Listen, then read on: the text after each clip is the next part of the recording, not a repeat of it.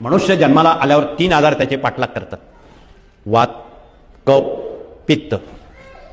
यावर अजून हुकमी कोणी सांगत नाही. ॲलोपॅथिक गोळ्या किंवा अन्य क्रिया करायला लावतात. ते तात्पुरतं बरं वाटतं, पुन्हा दुसरे आजार उद्भवतात. यावर कायमची मात करण्यासाठी सद्गुरू पिठले महाराजांनी एक दवा लिहून दिलेला आहे. तो आम्ही आता फळ्यावर लिहून देणार आहोत. तो आयुर्वेदिक दुकानात मिळतात.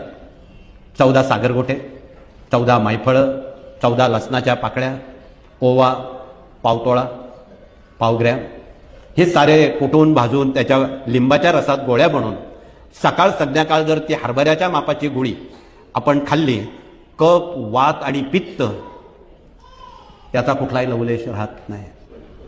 ॲसिडिटी सारखे आजार आहेत. रात्री जर चांगलं गाईचं दूध अर्धा कप थंड करून 1 चमचा त्यात गाईचं तूप टाकून प्राशन केलं, थोडी 2-3 दाणे साखर टाकली, ते घेतल्याबरोबर सकाळपर्यंत ॲसिडिटी जाते आणि झोपही चांगली. बऱ्याच जणांना